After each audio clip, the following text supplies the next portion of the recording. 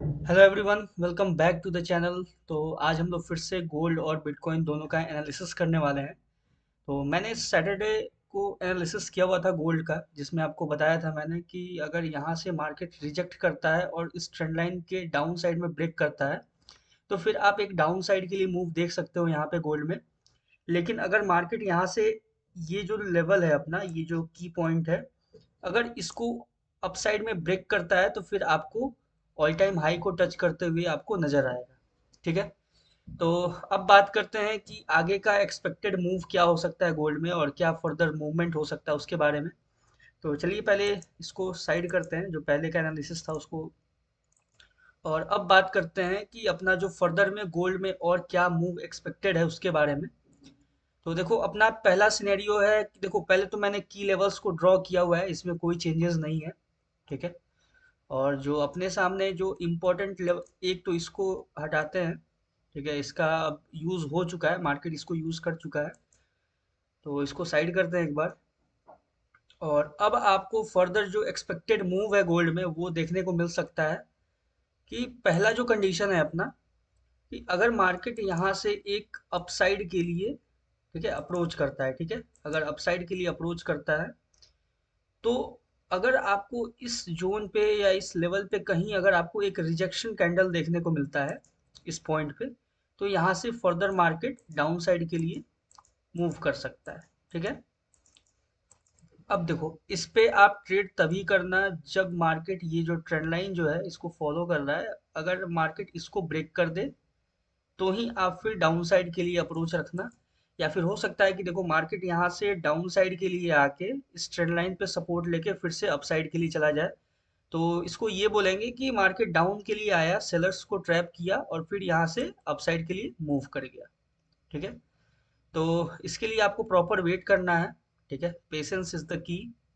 तो पेशेंस रखना है। अगर मार्केट इसको ब्रेक करता है, ठीक है, अगर मार्केट यहाँ पे इस डाउन साइड में ब्रेक करके यहाँ पे रिटेस्टिंग लेता है और रीटेस्टिंग के बाद अगर आपको नीचे कोई स्ट्रॉन्ग कैंडल देखने को मिलता है तो फिर आप डाउन साइड के लिए एक मूव देख सकते हो। बहुत अच्छा मूव डाउन साइड के लिए आ सकता है। ठीक है।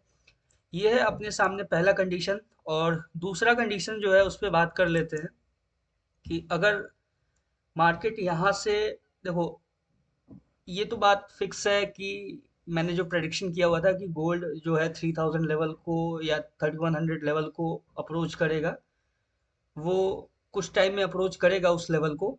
लेकिन फिलहाल के लिए जो है अपना डेली ट्रेडिंग का जो सिनेरियो है उस पे बात करते हैं कि अगर देखो मार्केट यहाँ से, अगर आपको डाउन साइड के लिए, देखो मार्केट अगर यहाँ से सिंपल डाउन साइड के लिए मूव करना शुरू कर सकता है कंसोलिडेट करके। ठीक है, ऐसे डाउन साइड के लिए आता है, इस ट्रेंड लाइन को टैप करता है, तो फिर यहाँ से आप एक अपसाइड का मूव यहाँ से आप गोल्ड में देख सकते हो। अगर इस ट्रेंड लाइन को टैप करे मार्केट और टैप करने के बाद आपको एक बुलिश कैंडल स्टिक पैटर्न दिखे या बुलिश कैंडल दिखे, 15 मिनट या 5 मिनट पे अच्छा रिजेक्शन दिखे, तो फिर यहाँ से आप इजी वे में प्लान कर सकते हो। अब देखो कैसा कैंडल आपको दिखना चाहिए, मैं एक बार उसके बारे में भी बात कर लेता हूँ। तो यहाँ पे आप देखोगे एक जो है ये हैंगिंग मैन आपको दिख रहा है। ठीक है, जो कि मार्केट को ऊपर लेके जा रहा है। ठीक है, ये देखो यहाँ पे सेम आपको यहाँ पे दिखेगा। ठीक है।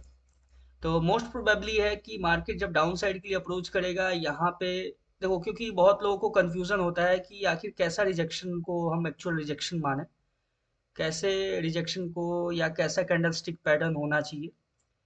तो कैंडलस्टिक पैटर्न के बारे में हम लोग फर्दर बात करेंगे आगे कभी।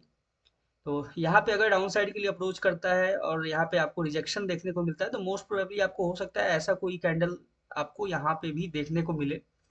फिर यहाँ से आप देखो, अभी मार्केट हो सकता है इसका जो ये लो है इसको कट करके, ठीक है, अप्रोच करे अपसाइड के लिए।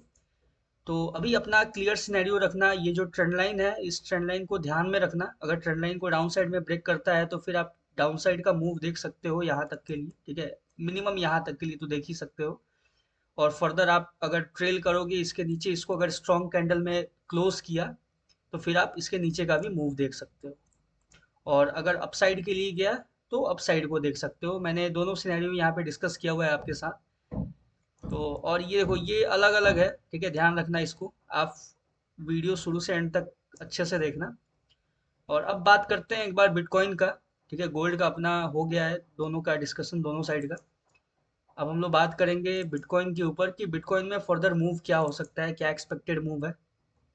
मैंने एक शॉर्ट वीडियो बना के आपको एक ट्रेड दिया हुआ था। ये ट्रेड जो था, जो मैं यहाँ से कैप्चर कर रहा था और यहाँ तक का अपना टारगेट था, वो देख सकते हो कितना इजी वे में कितना बढ़िया टारगेट मिला है।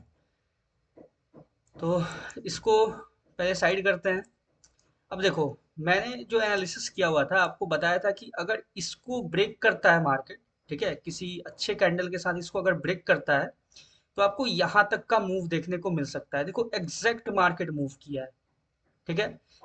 ये भी मैंने बात किया हुआ था कि अगर मार्केट यहाँ से यहाँ इस जोन को अप्रोच करता है तो यहाँ से आपको एक डाउन साइड के लिए मूव मिलेगा, जो कि अपना फर्दर देखो यहाँ पे कोई ऐसा स्ट्रॉन्ग आपको रिजेक्शन नहीं दिख रहा है कि आप डाउन साइड के लिए देख सकते हो। ठीक है, इसीलिए इंपॉर्टेंट होता है किसी भी कैंडल स्टिक को जानना या फिर कैसा रिजेक्शन होना चाहिए उसको समझना। देखो यहाँ पे जो कैंडल बना हुआ है, इस कैंडल के बारे में बात करते हैं। ये जो कैंडल है वो ऐसा स्ट्रॉन्ग रिजेक्शन कैंडल नहीं है, ये इनडिसीजन कैंडल है। ठीक है, इनडिसीजन कैंडल्स में मोस्टली होता है, मोस्ट प्रोबेबली होता है, आपका 80% चांस होता है कि अगर डाउन साइड में फिल किया है, अगर किसी इंपॉर्टेंट की लेवल पे अगर इनडिसीजन कैंडल बनता है और उसके डाउन साइड के वीक को फिल किया तो फिर वो अपसाइड के लिए अप्रोच करेगा। ठीक है, तो इसके हाई को कट होते ही आप यहाँ पे सिंपल ट्रेड प्लेस कर सकते थे। और इसके लो का, ये जो कैंडल है इंडिसीजन कैंडल, इसके लो का आप स्टॉप लॉस रख सकते हो। ठीक है, तो एक ये होता है इंडिसीजन कैंडल कि आपको इंपॉर्टेंट की लेवल के ऊपर ही इंडिसीजन कैंडल अगर बनता है तो फिर आप वहां से फर्दर देख सकते हो। अगर इसको अपसाइड में पहले फिल करता तो फिर यहाँ से आपको 100% डाउन साइड के लिए मूव देखने को मिल सकता था। लेकिन यहाँ पे पहले इसने डाउन साइड के वीक को फिल किया, फिर अप साइड के लिए अप्रोच किया, तो यहाँ से देख सकते हो ये जो अपना कंडीशन था वो यहाँ पे फुलफिल होता हुआ दिख रहा है आपको। तो अभी फिलहाल इसको साइड करते हैं और देखते हैं कि फर्दर यहाँ से क्या एक्सपेक्टेड मूव है उसके बारे में हम लोग बात करते हैं। और यहाँ से क्या मार्केट मूव दे सकता है उस पर डिस्कस करते हैं एक बार। तो मैंने कल ये एक इम्पॉर्टेंट लेवल भी आपको बताया हुआ था कि इस लेवल तक आपको एक अच्छा सा टारगेट मिल सकता है।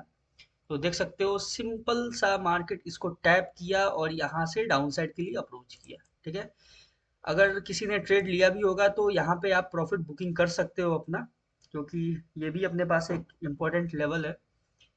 या फिर ट्रेल करो, बेटर है कि यहाँ का आप कहीं स्टॉप लॉस अपना रख के और इसको ट्रेल कर सकते हो। अब फर्दर देखते हैं कि क्या मूव एक्सपेक्टेड है मार्केट में, उस पर बात करते हैं। अपना फर्दर जो एनालिसिस है उसको देखते हैं। तो अपने पास ये रहा कुछ इम्पोर्टेंट की लेवल्स, ठीक है, और इस पे अब बात करते हैं। इसको ज़्यादा इस जोन को बड़ा नहीं रखते हैं। अब देखो, ऐसा मार्केट जो सिनेरियो है कि आपको फर्दर देखो दोनों साइड का कंडीशन मैं आपसे डिस्कस करता हूँ कि अगर मार्केट देखो सिंपल है कि अगर यहाँ से आपको एक अपसाइड के लिए मूव देखने को मिलता है, यहाँ पे अगर डबल टॉप का कोई फॉर्मेशन होता है, ठीक है, अगर इसके हाई को, ये जो कैंडल है इसके हाई को कट करता हुआ आपको दिखता है, ठीक है, या फिर या तो यहाँ से ऐसे, ठीक है, या फिर यहाँ से ऐसे आपको एक डाउन साइड के लिए मूव देखने को मिलेगा। ठीक है, पहला कंडीशन अपने सामने ये रहा।